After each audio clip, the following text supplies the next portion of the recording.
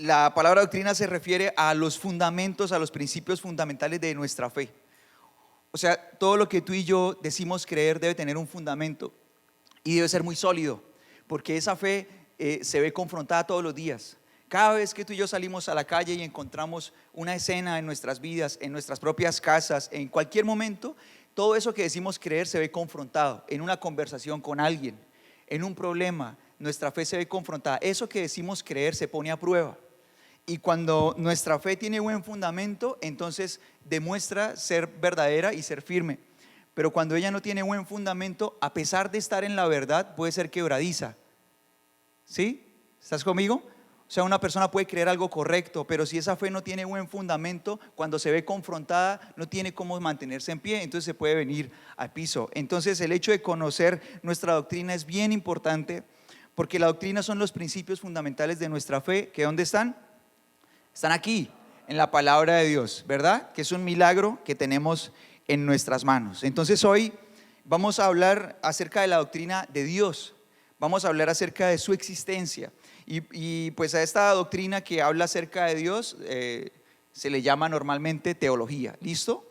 Vamos a hablar acerca entonces de la existencia de Dios, que hace parte del conocimiento de su doctrina revelada por Él mismo a través de su palabra, y a esto le llamamos normalmente teología. ¿Listo? Ahí para que nos pongamos en contexto. Entonces, listo. Bueno, acá está mi Biblia. Muchas veces cuando tengo que leer un versículo así rápido aquí en las celebraciones utilizo la Biblia digital, y normalmente cuando voy a predicar tengo todos los textos bíblicos transcritos acá en la prédica que uso. Pero para los que no la conocían, esta es mi Biblia de uso personal. O sea, yo realmente no, soy vintage, no puedo estudiar la Biblia en mi celular. Soy vieja escuela, perdónenme los millennials y todas las generaciones posteriores, pero yo tengo que estudiar la Biblia en libro porque no puedo de otra manera. Y aquí está toda guerrera, mírenla. No la compré así toda feíta. Ella se volvió así de estar en la batalla diaria. ¿Cómo la ven? Y por dentro tiene la particularidad de que a mi esposa no le gusta, pero ella es de colores, vea. ¿Sí alcanzan a notar algunos colores? ¿Sí? Utilizo 9 para hacer agrupaciones temáticas que me ayudan muchísimo a estudiarla y a poder conectar con diferentes temas pues a lo largo de ella. Y bueno, les comparto eso porque creo que la Biblia es un verdadero milagro y a través de ella Dios nos revela su corazón. Cuando nosotros disponemos nuestro corazón para ir a ella y le pedimos al Espíritu Santo que nos guíe, entonces a través de ella Dios nos habla y debemos alimentarnos de ella siempre, todos los días. ¿Listos? Bueno, entonces arrancamos. Entonces, para hablarnos de su existencia, la Biblia, partimos de un punto bien importante, y es que la Biblia en ningún momento intenta argumentar la existencia de Dios. La Biblia lo da por hecho, ¿sí? O sea, la Biblia nunca intenta probar que Dios existe. La Biblia lo da por hecho desde el principio. Entonces, por eso el primer versículo de la Biblia no dice, oye, mira, quiero demostrarte que existe un Dios, sino que la Biblia empieza, como dice Génesis capítulo 1, versículo 1, dice, en el principio Dios creó los cielos y la tierra. ¿Sí? Entonces eso es bien importante. La Biblia nunca busca intentar demostrarnos la existencia de Dios. Todo lo contrario, ella lo da por sentado desde el principio. El Señor empieza a mostrarse en la Biblia como Él es. Entonces algunas personas que estudian la Biblia, algunos teólogos, rechazan la teología natural. ¿Qué es la teología natural? El hecho de encontrar a Dios en la creación. ¿Tú puedes ver a Dios en la creación? ¿Sí o no? Bueno, hay algunos teólogos que lo rechazan. Dicen, no, solamente se puede conocer a Dios a través de la fe. Sin embargo, nuestra fe no es ciega, ni es irracional. Y por eso la Biblia dice, por ejemplo, en Romanos 10:17 nos dice, así que la fe proviene por el oír, es decir, por el oír la buena noticia acerca de Cristo. Entonces sí, la fe es un milagro dado por Dios, ¿sí? La fe es un milagro, surge en el corazón, ¿verdad? La fe es un milagro. Ahora, Salmos capítulo 19, versículo 1, dice, los cielos proclaman la gloria de Dios y el firmamento despliega la destreza de sus manos. Entonces la Biblia misma nos muestra que la creación misma habla de Dios, ¿sí? No están divorciadas. Entonces en diferentes épocas hubo personas que, creyendo en Dios, decían no a la ciencia, no al conocimiento, no al hecho de desarrollar pues la ciencia a través de lo creado. Y muchos teólogos se apartaron de conocer la ciencia como algo que podía también ayudarnos a conocer a Dios y a nuestro propio bienestar, pero la Biblia no muestra eso. Eso es contrario. De hecho, mientras más la ciencia avanza, lo que pasa es que podemos ver más a Dios. ¿Sí? ¿Estás conmigo? Entonces, por eso también Romanos capítulo 1 versículos 19 al 21 dice lo siguiente: ellos conocen la verdad acerca de Dios porque Él se la ha hecho evidente, pues desde la creación del mundo todos han visto los cielos y la tierra. Por medio de todo lo que Dios hizo, ellos pueden ver a simple vista las cualidades invisibles de Dios, su poder eterno, su naturaleza divina, así que no tienen ninguna excusa para no conocer a Dios. Y bueno, la verdad es que desde que nos vemos a nosotros mismos, nosotros encontramos un verdadero milagro, ¿no?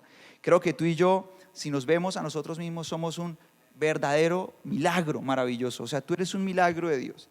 Y si tú te miras, no es solamente por echarte un piropo. O sea, realmente si tú te miras, te analizas como ser humano, eres un milagro de Dios.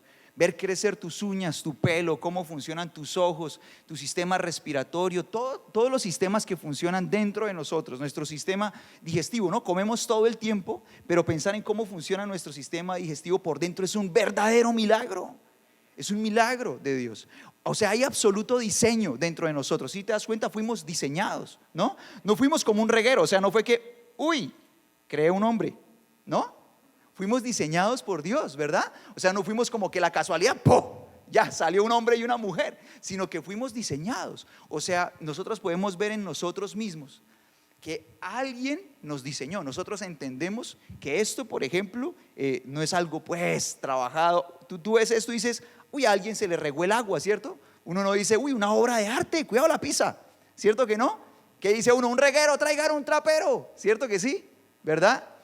Nosotros podemos vernos y podemos ver la gloria de Dios en nuestras vidas. Una mujer embarazada es un milagro, ¿cierto que sí? Vemos cómo crece ese vientre y generaciones atrás, nada más el género del niño. O sea, por ejemplo, cuando yo nací, fui una sorpresa. ¿Sí fui una sorpresa? ¿Ustedes ya sabían? No, fui una sorpresa. O sea, tocaba comprar ropita blanca porque no se sabía si era un niño o una niña. No podían de pronto ponerle un muñequito, ¿no? Guapo como mi papá, ni nada de eso me pudieron poner a mí, porque no sabían si era un hombre o una mujer, ¿verdad? Y ahora que avanza la ciencia, ¿no? Y ahora que dice el Cordy que fue a ver allá a su hijo en 3D, ¿no? Llegó acá como loco brincando, ¿no? O en un zapato, llegó acá, teníamos ensayo después de esa ecografía, yo me acuerdo, eso, Cordy no cabía la emoción. Pastor, me mostraba fotos y yo lo entendí, yo sonreía con él, súper emocionado. ¿Y qué hace ese tipo de cosas en nosotros? Glorificar más a Dios, ver su absoluto poder. Es increíble ver lo que Dios puede hacer, y en la medida que más conocimiento tenemos, más glorificamos a Dios. A mi hijo le encanta Júpiter, le fascina, y él perfectamente se sienta a ver documentales de Nat Geo o Discovery Channel acerca de Júpiter y el sistema solar. Hace unas semanas tuvo una exposición sobre Júpiter por Zoom con sus amigos, y la verdad que no tuvo que estudiar mucho porque a él le apasiona ese planeta. Entonces ya todo lo que sabía le sirvió para exponer. Y me impresionaba mucho cuando me senté con él a ver un documental de Nat Geo, cómo los científicos que estaban en ese documental siendo registrados, enviando sondas a Júpiter para ver de qué estaba compuesto Júpiter. Mandaron allá esa sonda, la que estaban allá trabajando en ese documental, y dijeron, solamente se acercó la sonda y les cambió todas las teorías que tenían científicamente acerca de la composición de Júpiter. Todo lo que ellos pensaban que componía el planeta más grande de nuestro sistema solar cambió cuando enviaron una sonda. Y cuando yo pensaba en eso, yo decía, wow, nosotros a veces creemos que somos tan poderosos, pero no hemos salido ni siquiera del barrio, ¿no? El sistema solar en nuestro barrio, en el espacio, no hemos salido ni siquiera del barrio. O sea, somos como un niño que apenas papá le está permitiendo ir a la tienda, ¿no? Y medio conocemos allá el vecino Júpiter y wow, ¿no? ¿Cierto que sí? Y el universo es tan grandioso y apenas donde vamos, ¿no? Y en medio de todo esto, lo que tú y yo podemos ver es la gloria de Dios. Por eso la Biblia dice entonces que las cualidades invisibles de Dios y su poder eterno y su naturaleza divina se revelan a través de todo lo que Dios hizo también. Así que la teología natural, o sea, el hecho de ver a Dios en lo que hay, es válida según la Biblia. ¿Sí? ¿Estás conmigo? ¿Sí estamos ahí o no? Es válida según la Biblia y podemos ver a través de la naturaleza a un Dios que es bueno, que es sabio, ¿sí? O sea, nosotros vemos la creación y decimos, wow, ¿cierto que sí? Uno queda impresionado. Y es que es muy poderoso, que su poder es ilimitado, su poder creativo es grandioso. Sin embargo, el hecho de ver la naturaleza a mí no me dice nada acerca del más grave problema de la humanidad, que es ¿cuál? ¿Cuál es el problema más grave de la humanidad? El pecado. El pecado. ¿Estás conmigo? El pecado. Y creo que si el tiempo en el que el Señor venga por la humanidad, por la iglesia, tarda, en la medida que más avance el tiempo, creo que la ciencia va a poder cubrir mayores necesidades del ser humano. Cada vez se van a encontrar curas para más enfermedades. Cada vez se van a encontrar soluciones a más problemas. Tal vez el bienestar hasta llegar a viejitos cuando se acabe la vida aumente muchísimo más, pero nunca el ser humano va a poder suplir su más grave problema, y es el pecado. Y la Biblia sí hace eso. Entonces quiero que todos tengamos bien claro el propósito de la palabra de Dios. Cuando Juan el evangelista escribía Juan capítulo 20 versículos 30 y 31, Juan capítulo 20 versículos 30 y 31, estaba siendo guiado por el Espíritu Santo para revelarnos el propósito de este libro. Y dice la palabra: los discípulos vieron a Jesús hacer muchas señales milagrosas, además de las registradas en este libro, pero estas se escribieron para que ustedes continúen creyendo que Jesús es el Mesías, el Hijo de Dios, y para que al creer en Él tengan vida por el poder de su nombre. El verdadero problema de la humanidad es el interés de Dios a partir de la Biblia, de este libro, a través de la venida de nuestro Señor Jesucristo. ¿Listo? ¿Sí? ¿Está claro? Y a través de la Biblia nosotros podemos tener fe en Dios y podemos creer en Él. Entonces por eso Juan, por ejemplo, Juan 3:16, ¿qué dice?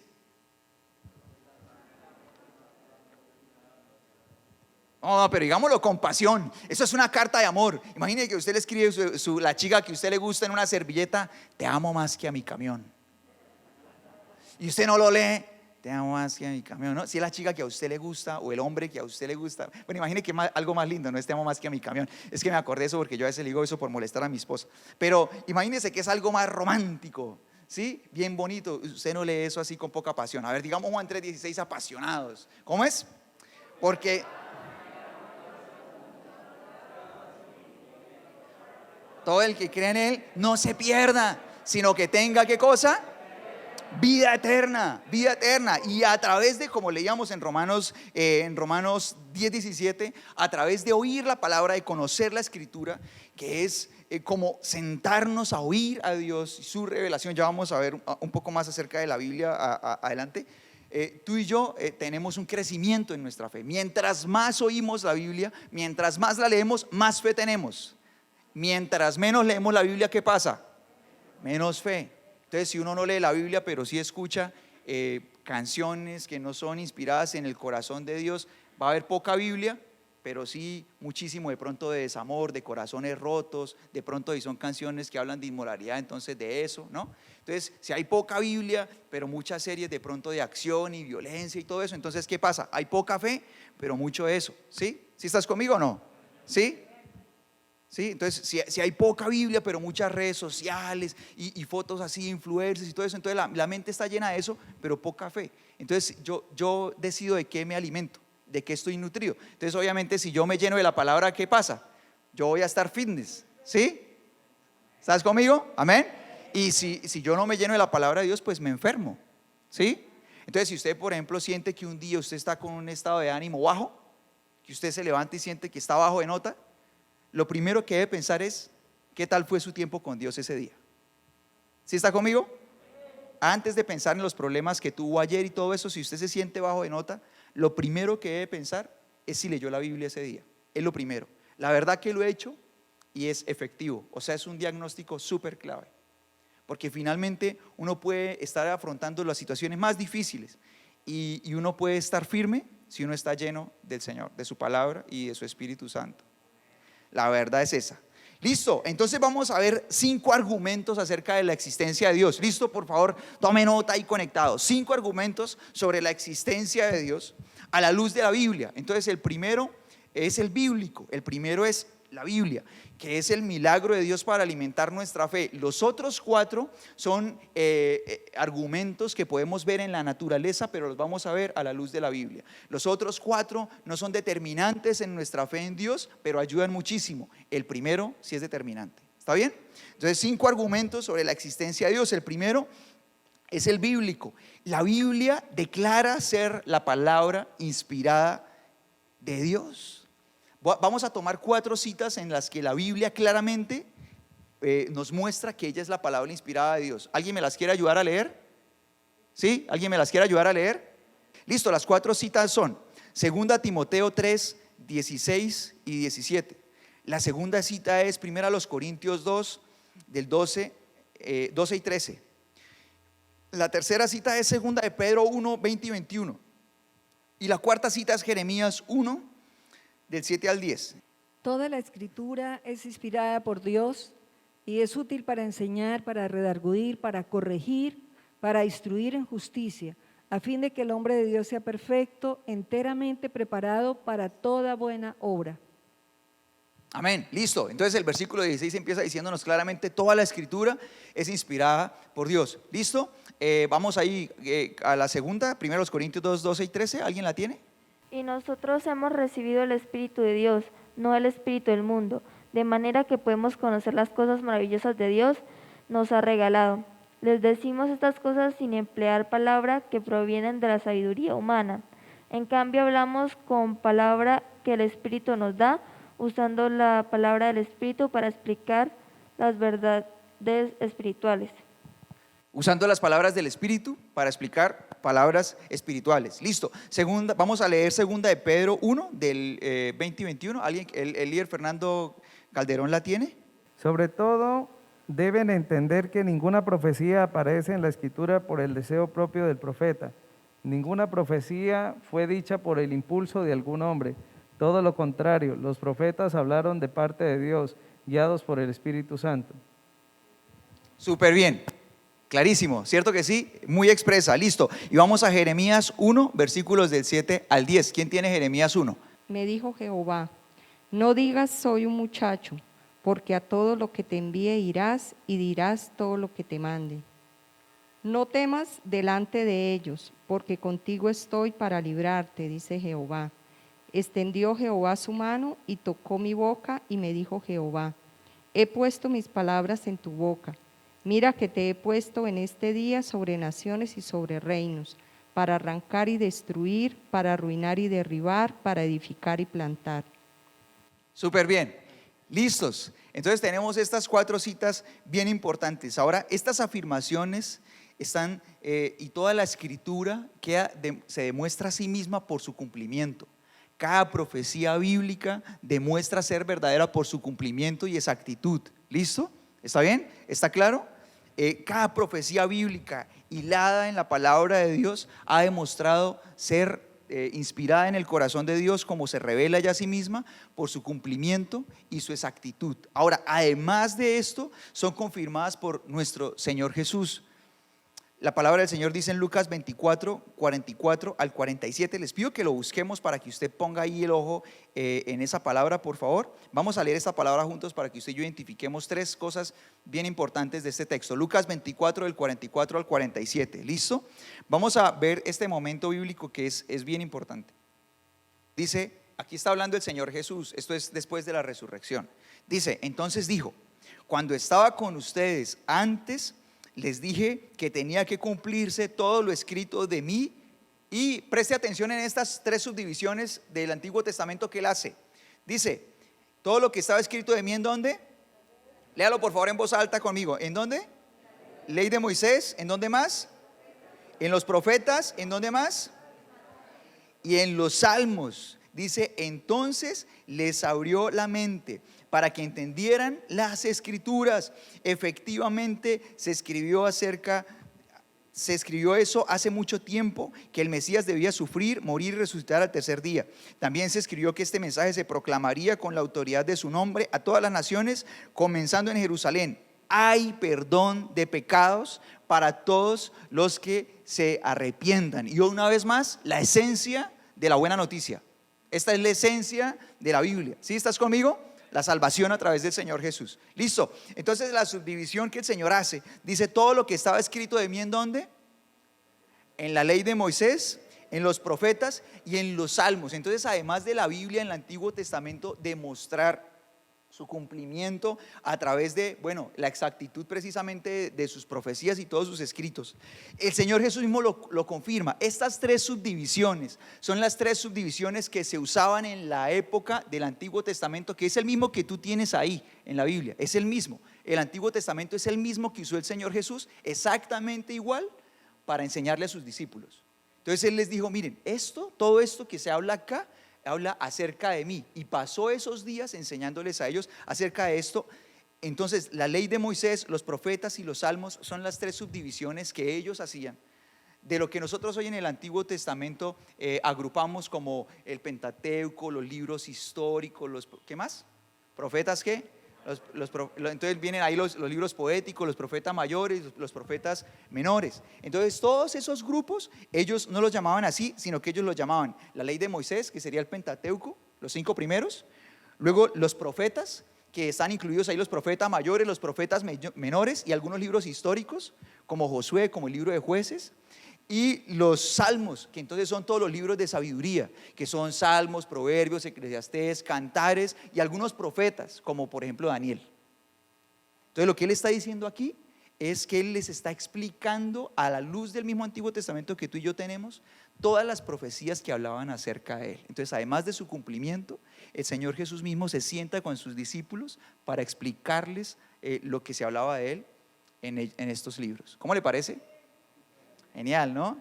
Es muy importante tener todo esto claro. Ahora, los opositores de la Biblia y los escépticos de la Biblia a lo largo de la historia han intentado pues darle ataque, darle palo, eliminarla, pero ha sido imposible. A lo largo de la historia se ha intentado exterminar a Israel, muchas veces ha sido imposible, no se podrá hacer. Mira, por más enemigos que tenga Israel y siendo una nación tan chiquitica, no se pueden eliminar.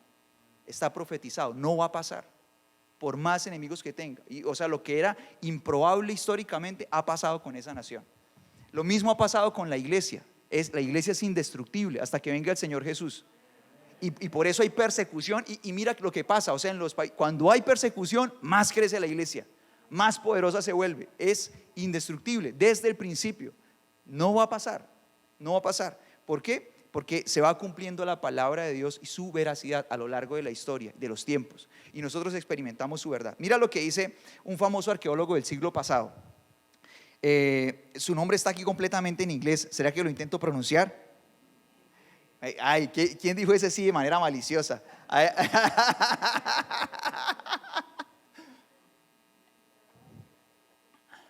Intentémoslo. Él se llamaba me da risa.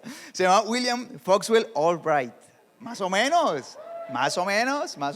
No, a mí me va bien con el listening. Es que a uno le hace falta es el speaking, porque uno acá con quien practica. ¿Qué hubo? ¿A qué horas uno practica eso? Bueno, listo. Él escribía lo siguiente. Préstale atención a lo que escribió este arqueólogo súper notable a nivel mundial. O sea, tú puedes googlear ese nombre y ver la seriedad de sus investigaciones, y escribe lo siguiente. Nada que tienda a estorbar la fe religiosa judía o cristiana ha sido descubierto. Descubrimiento tras descubrimiento ha establecido la exactitud de innumerables detalles y ha traído incrementado reconocimiento al valor de la Biblia como un libro de recurso en la historia. Ningún otro libro se compara con la Biblia en cuanto a su elevada enseñanza espiritual y moral. Escrita hace siglos, la Biblia es más moderna que todos los periódicos de hoy. Genial, ¿no? Listo, vamos al segundo argumento. Entonces el primer argumento fue el argumento bíblico. ¿Listo? Fue el primer argumento. ¿Y qué hace? No alcanza el tiempo. Bueno, primer argumento, el argumento bíblico, ¿listo? El segundo argumento es el que parte del razonamiento, ¿listo? Segundo argumento es el que parte del razonamiento. Y podemos dividirlo en dos fases. Presta atención. La primera fase es la que está asociada a la causa y efecto, ¿sí? Y nosotros estamos rodeados de muchos efectos, como la materia o como el movimiento. Esas cosas no se pudieron originar de la nada. Entonces, frente a esos efectos, nosotros podemos encontrar tres alternativas de causas. La primera es que existieron siempre, o sea que eso ha sido eterno, lo cual pues científicamente es totalmente improbable, porque tenemos claro que el universo se desgasta, ¿sí? ¿Sí están conmigo? Está en un desgaste continuo, se desgasta. Si no fuera así, si permaneciera siempre intacto, entonces podría esto tener validez, pero no es así. Lo segundo es que no pudo surgir de la nada la creación. Nada se genera de la nada, ¿no? Todo lo que tiene un origen tiene pues un lugar de inicio, ¿no? Todo lo creado empieza en un lugar, entonces todo efecto pues tiene una causa. Y la tercera posición es que fueron causados, que todos esos efectos, por ejemplo esos dos, la materia y el movimiento fueron causados. Entonces la materia, pues todo lo que vemos, y el movimiento en cuanto a que, por ejemplo, el universo está en constante expansión, ¿no?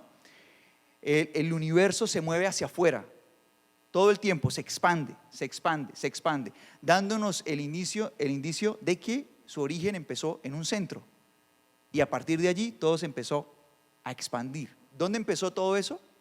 Entonces lo más probable es que haya una fuerza superior que haya hecho clic, ¿no? ¿Sí estás conmigo? Y ese clic, la Biblia nos lo muestra en Génesis 1:1.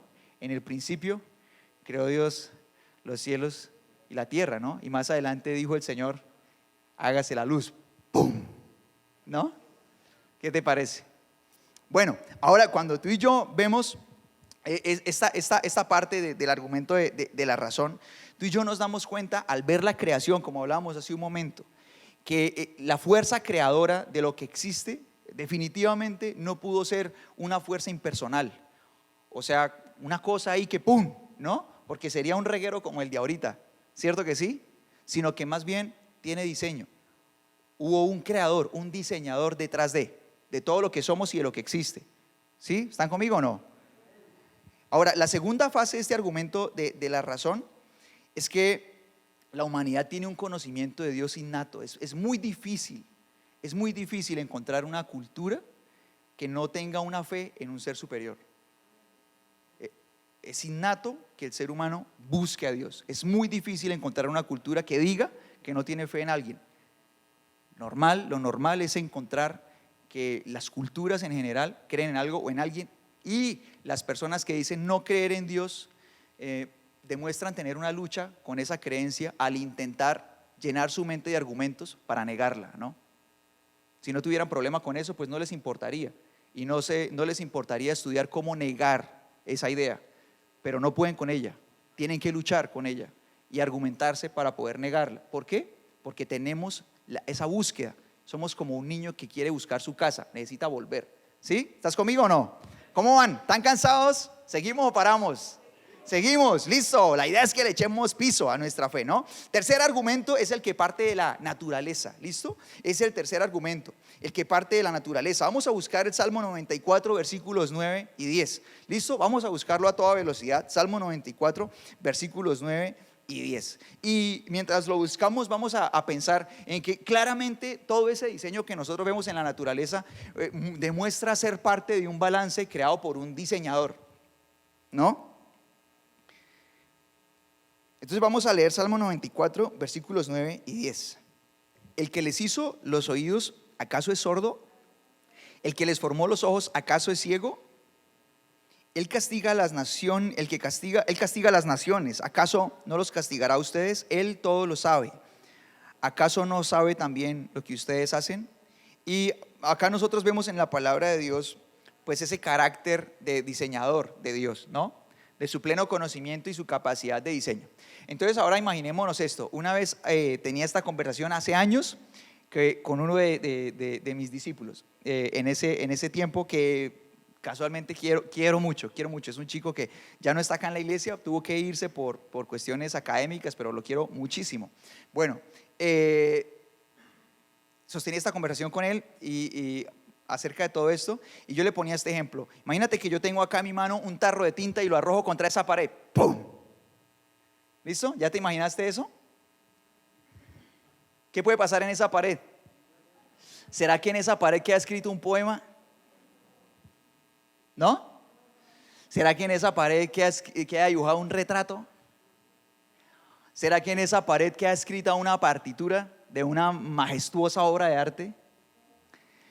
Creo que es bien evidente que la naturaleza es diseñada, ¿sí?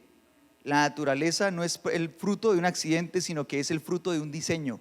Hay creación detrás de la naturaleza, y la verdad que lo difícil es que seres racionales como nosotros pensemos que los seres humanos, la creación en sí misma es producto de eso, ¿no? Como de alguien que cogió y ¡pum! Y pues como que todo apareció, ¿no? Realmente eso es lo que cuesta pensar. Sin embargo, obviamente hay personas que piensan en eso, de hecho muchas. ¿Qué dice la palabra de Dios en Romanos capítulo 1, versículo 21 al respecto? Vamos a leerlo, Romanos 1, 21 al 23. Allí el Señor nos abre su corazón acerca de esto. Dice, es cierto, ellos conocieron a Dios, pero no quisieron adorarlo como Dios, ni darle gracias. En cambio, comenzaron a inventar ideas necias sobre Dios. Como resultado, la mente les quedó en oscuridad y confusión. Afirmaban ser sabios, pero se convirtieron en completos necios. Y en lugar de adorar al Dios inmortal y glorioso, rindieron culto a ídolos que ellos mismos hicieron, en forma de simples mortales, de aves, de animales de cuatro patas y de reptiles. Y esto es impresionante, ¿no? Porque siempre el ser humano adora algo o adora a alguien, ¿sí? ¿Estás conmigo? Somos adoradores por pura naturaleza, y cuando decidimos no adorar a Dios, a alguien adoramos, delante de alguien nos postramos, ahí sea de nosotros mismos, ¿no? Nos hacemos un altar para nosotros, ¿no? Y nos adoramos. Somos el motivo de nuestra adoración. Vivimos para nosotros, vivimos para suplir nuestros deseos, vivimos rendidos a nuestra voluntad, a nuestros gustos y placeres, ¿no? Pero de pronto también ponemos a alguien más. Entonces de pronto ahí está la persona que amamos como pareja, o los hijos. Vivimos para ellos, son el primer lugar. Todo lo que hacemos es para ellos, nos levantamos pensando en vivir para ellos, etcétera. Otros viven de pronto para su trabajo, otros viven para los demás, ¿sí? De pronto lo más importante en su corazón es lo que dicen los otros, y bueno, en fin, tantísimas cosas, ¿no? Pero somos adoradores por naturaleza, y cuando el corazón se hace incrédulo y no se rinde a Dios, ¿a quién se rinde? ¿A alguien más? ¿A alguien más? Pero el ser humano adora por naturaleza, recuérdalo, siempre adoramos, ¿listo?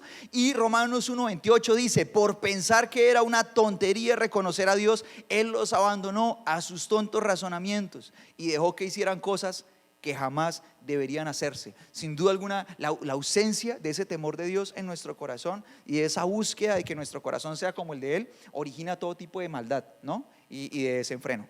Listo, ahora el cuarto argumento es el que parte de la historia. ¿Está bien? Puedes tomar nota ahí. El cuarto argumento es el que parte de la historia.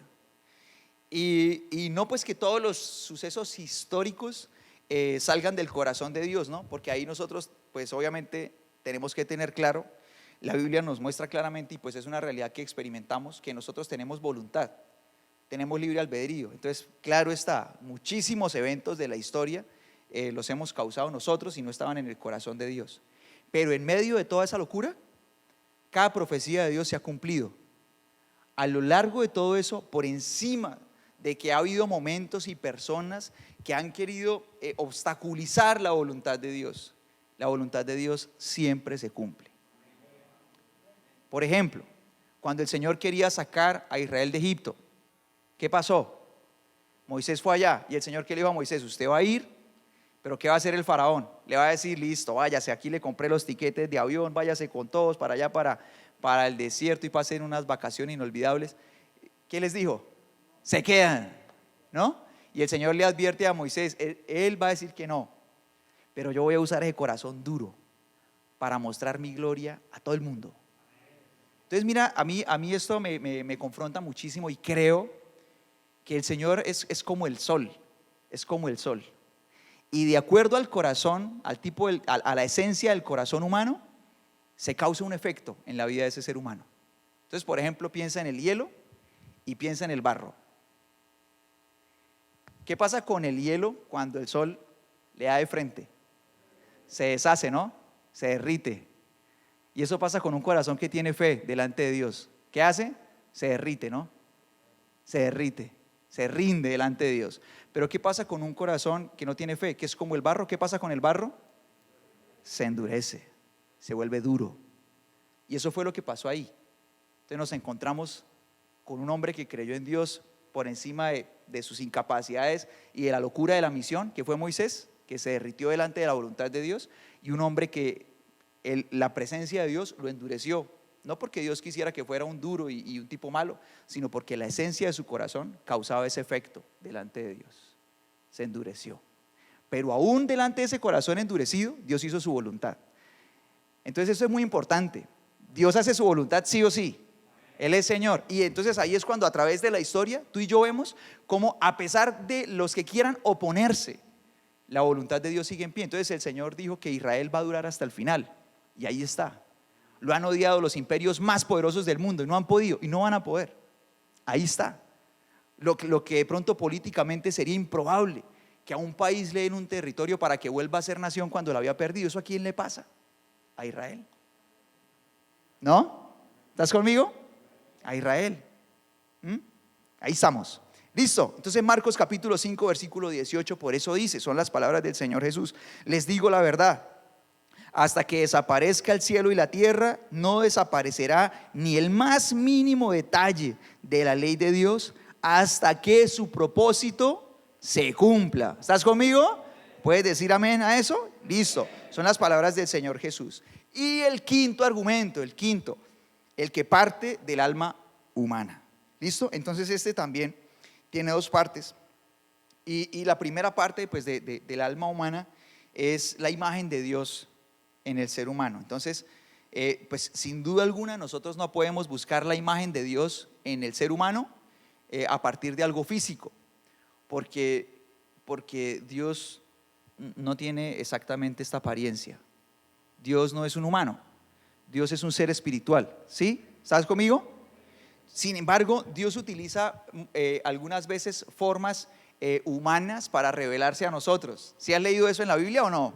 Entonces, por ejemplo, Isaías 52:10, alguien que tenga Reina Valera que busque Isaías 52:10 por favor, y alguien que tenga cualquier versión que busque Salmos 34:15. Dice así la palabra del Señor: Jehová desnudó su santo brazo ante los ojos de todas las naciones, y todos los confines de la tierra verán la salvación del Dios nuestro. Bueno, ¿qué parte del cuerpo de Dios nos muestra este texto bíblico? Sí, ¿no? Soy yo, digo, ¿no? Su brazo, ¿no? Su brazo, a ver los musculosos. Me acuerdo, no puedo dejar de acordarme de mi hijo que me muestra su músculo. Él es todo flaquito como papá, pero él me hace así. Bueno, listo, su santo brazo, listo. Ahora Salmos 34:15, alguien que lo tenga que levante su manita por allá atrás, Cordy. Dice la palabra del Señor: el Señor no aparta sus ojos de los justos, sus oídos están siempre atentos a su clamor. ¿Listo? ¿A qué partes del cuerpo escuchamos en este texto? Los ojos y los oídos. Sin embargo, o sea, la palabra de Dios nos muestra, el Señor mismo se revela a nosotros en la palabra. Él es espíritu. Él no es una persona con un cuerpo humano como este. Esto en la Biblia se llama un antropomorfismo, como para desarrollar, para soltar la lengua, ¿sí? Como para practicar trabalengua, esta palabra. Entonces, antropomorfismo, ¿qué es eso? Que Dios, para ayudarnos a entender su poder y quién es Él utiliza partes del cuerpo que Él nos dio a nosotros, pero no quiere decir que Él sea así como nosotros, sino que Él se muestra así para que lo podamos entender. Entonces es algo como lo que el Señor Jesús vino a hacer, ¿no? Cuando Él vino, ya pues no fue solamente una palabra, sino que Él ya fue una manifestación corporal de Dios mismo. Él tomó un cuerpo humano, no porque Él sea alguien con un cuerpo así, necesariamente. Entonces Dios no tiene necesariamente tiene una forma como la nuestra. Entonces la imagen de Dios realmente en el ser humano está aquí, está dentro. Entonces por eso unos pueden ser más morenitos, otros más blanquitos, otros de pelo amarillo, otros de pelo café. Entonces, ¿quién se parece más a Dios? Realmente no es físico, ¿no? Unos más altos, otros más bajitos, ¿no? No es físico, está acá, ¿sí? Está acá. Entonces por eso podemos ver a Dios. ¿En dónde?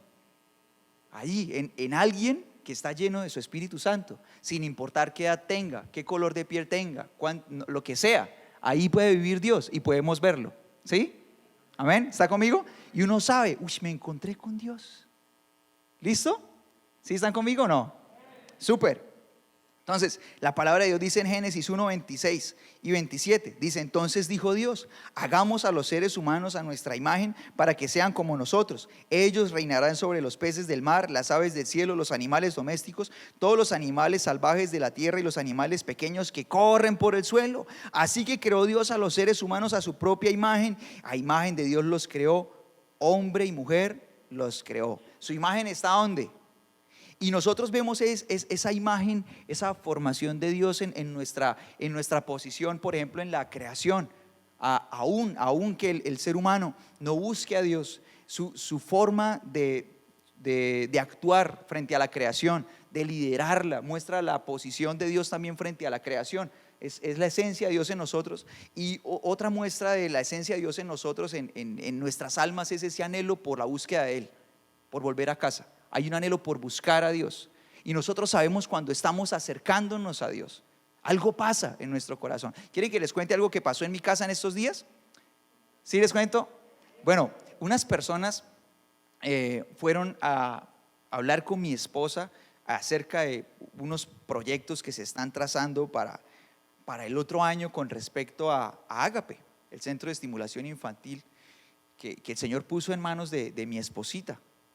Y estábamos hablando de esos proyectos y bueno, mientras estábamos ahí hablando, decidimos pues servir algo para comer con ellos, porque duramos hablando bastante tiempo, como unas 4 horas. Entonces servimos algo para comer, y cuando servimos algo para comer, después de haber hablado y todo, pues les dijimos que la verdad nos sentíamos agradecidos con Dios porque todo lo que estábamos pensando y organizando, sentíamos que podíamos hacerlo porque el Señor lo permitía, y que queríamos darle gracias al Señor por ese tiempo, y pues además también por los alimentos que nos permitía compartir. Entonces oramos y le dimos gracias a Dios con mi esposa, y pues algo que para nosotros es absolutamente normal pasó en ese momento. Oramos y cuando abrimos nuestros ojos, ellos nos voltearon a mirar, y una de las personas que estaba allí nos dijo: se siente bien estar aquí. ¿Por qué? Y el otro señor que estaba ahí, él solo me miraba y ya se queda, o sea, cuando se quedan mirándolo a uno y piensan tantas cosas, pero fue un momento de oración de 2 minutos. Nosotros buscamos también dejarnos encontrar por Dios. Hay un anhelo por Dios, el Señor es el que nos encuentra, ¿no? Pero hay un anhelo por Dios aquí. Lo anhelamos, y cuando lo encontramos, nosotros sabemos que Él está ahí. Recordamos de dónde venimos. Colosenses capítulo 3 versículo 10 dice: vístanse con la nueva naturaleza y se renovarán a medida que aprendan a conocer su Creador y se parezcan más a Él. Amén, ¿estás conmigo? Entonces está claro que nosotros nos parecemos más al Señor es en la medida que Él más vive dentro de nosotros, ¿sí? ¿Está claro? Listo. Y digamos la segunda parte de este argumento que nos muestra a Dios a partir de nuestras almas es la naturaleza moral del hombre. En general, nosotros tenemos una búsqueda de hacer lo bueno.